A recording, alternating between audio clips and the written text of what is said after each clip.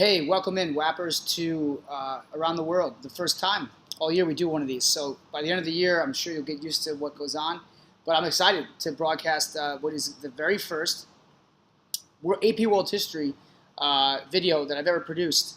And it's exciting. And I hope that you guys come to realize that these Around the World videos will be something that should help you out throughout the year. You can always refer back to them. I keep them on my YouTube channel. Throughout the entire year. Feel free to share them out there. The more likes, the more follows, the more money I bring in, because eventually I'm going to quit my day job here at Basis Chandler and just make my own YouTube videos. Maybe that's the case. I don't know. But for right now, we're going to be talking about the consequences of settling down. No, I'm not talking about marriage or anything like that. I'm talking about what happened in the early phases of the post-Neolithic Revolution. Expect tomorrow in class, we're going to review the Neolithic Revolution together. But I wanted to kind of get into the idea of, what tended to happen once people made the decisions to settle down into permanent, sedentary lifestyles. Now, that word sedentary is a great buzzword, and it technically just means permanent, established, settled.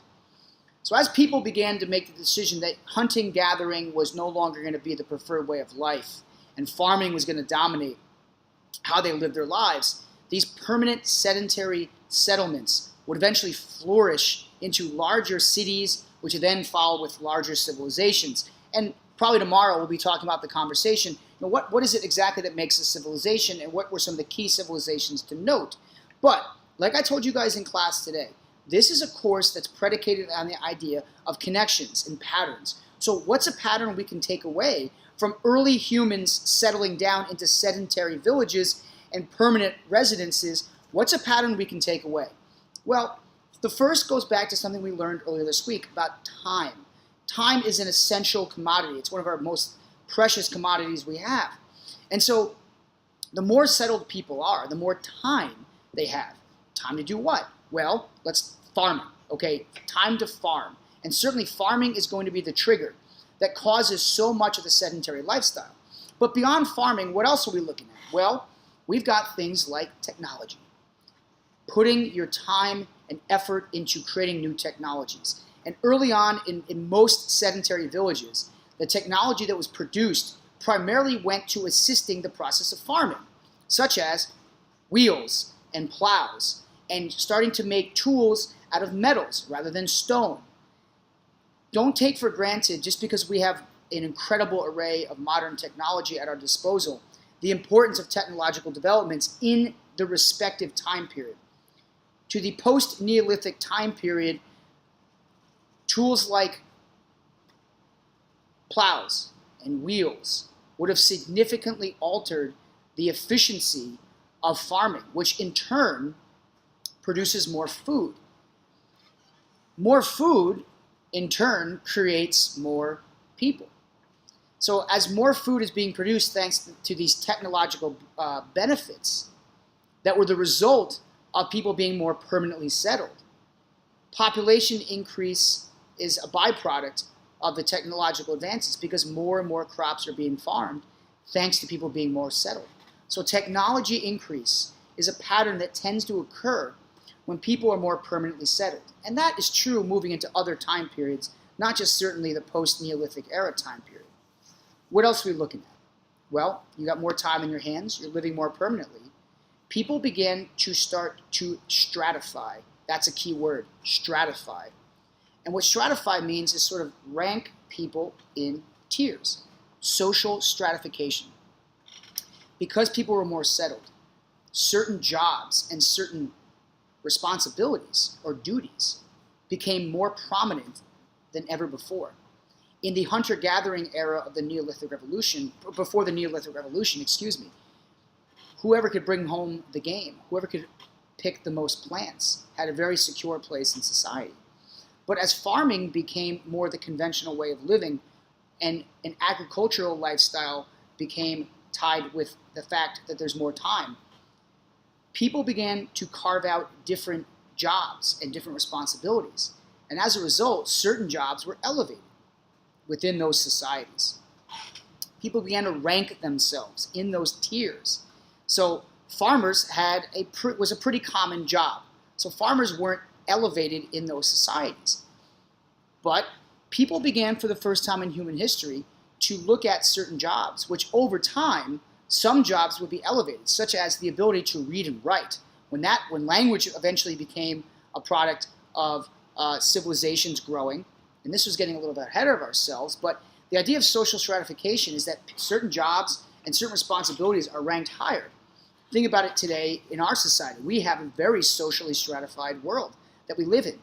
Certain jobs like engineers and doctors and lawyers are elevated within society, whereas jobs like firefighters and police and teachers, we're kind of like in the middle, where your more menial jobs like day laboring or construction, may be in a different category. So putting people into categories, stratifying people, became another theme of the post-Neolithic era, in which people were settled down more. So they started prescribing people different jobs, and they started prescribing people different responsibilities. And with those new jobs and responsibilities came ranking, social ranking. Now, who did this impact the most? Unfortunately, women. In most of these sedentary societies and villages, women were hit incredibly hard in a predominantly negative way. Women played integral roles in the hunter-gathering era because women were vital to the gathering, or in some cases, I'm sure women hunted too, don't get me wrong. But as a result of the fact that now social stratification was setting in, a lot of societies assigned gender roles between men and women. And what that means is effectively now the men in a lot of these early societies and cities, the men took on more vital roles and were put in an elevated position on that social stratification. And women were sort of subjected to lesser roles, mainly being in the household raising kids. Now, correct me if I'm wrong, we're still fighting for more gender equality and trying to shed some of these gender roles. But if you're ever wondering where the origin of that is, it really goes back to this post-Neolithic era lifestyle with sedentary villages, because women were beginning to be perceived as less necessary for the sustainability of a village or a town. And that drastically hurt the role of women as history evolves here. Other changes, just to recap, let's kind of take a little break and we'll recap. So I've talked about technology, and I've talked about stratification, and then we kind of went off on a little subset with women. Another consequence of having more time, and I guess this could have tied back into technology, but I'll do it right now, is going to be defense. As villages began growing and becoming more permanently settled, people had a much more territorial view of what was theirs versus somebody else's. As a result, villages and towns began devoting tremendous amounts of time and energy and resources to protection. So weaponry, new weapons being built with new technologies that, again, were mostly driven by farming, but eventually all this time meant that people could develop better technology for weaponry.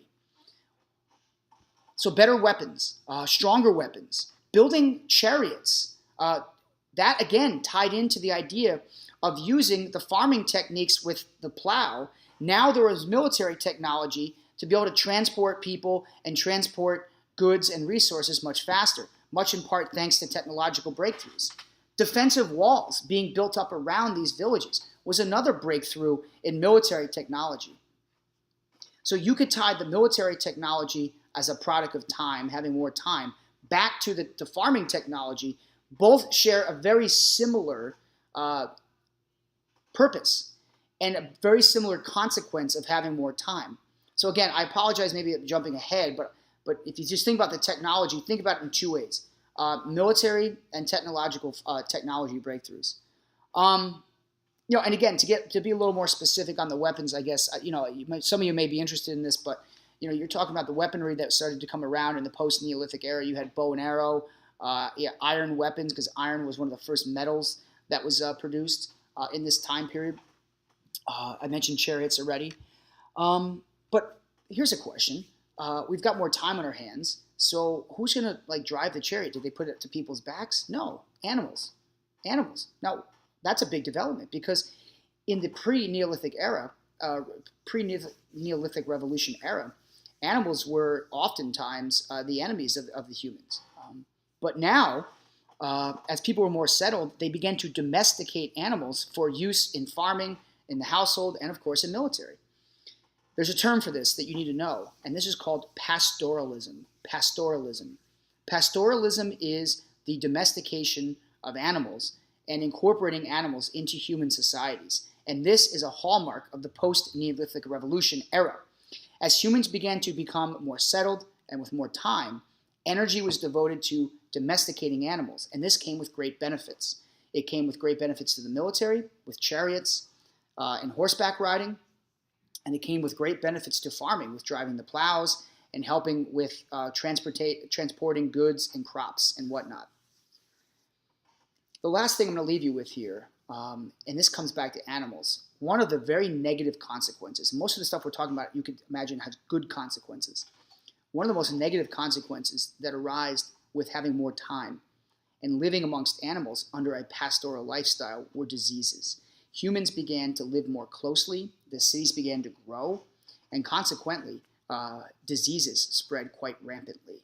So that is a really important note that you want to be aware of, that diseases are going to spread much in part thanks to the diseases that were carried by animals. And over time, humans would have to learn to fight those diseases and develop certain medicines, which again is going to be another byproduct of time. So ultimately, you're going to watch this video tonight and you're going to be thinking to yourself, okay, well, this is all great. We can get it with extra time. You can make technologies, both military, farming, pastoralism, gender roles, and stratification. But you keep referencing the Neolithic era. So what's that all about? I don't quite remember that. Well, we're going to cover the Neolithic era tomorrow in class. So if this hasn't joggled your memory a little bit, when we begin class tomorrow, we're going to talk about the Neolithic era and some of the migration patterns. And then by the time we're done with that, we can kind of recover this. So you'll see and get a hang for this eventually, how the flow of these around the world videos are going to work. And I hope that you'll find that they're only for your benefit. So that's it for today. Hope you guys took some good notes. Hope you guys enjoyed this process. I'm looking forward to doing it throughout the year. And as tradition in the A-Push classes, I always ended their videos with my cheesy but poignant saying, "The past shapes the future." So I'll end our first ever Around the World by reminding you 8th grade WAPers that the past shapes the future. Have a great Wednesday evening. I'll see you in class on Thursday.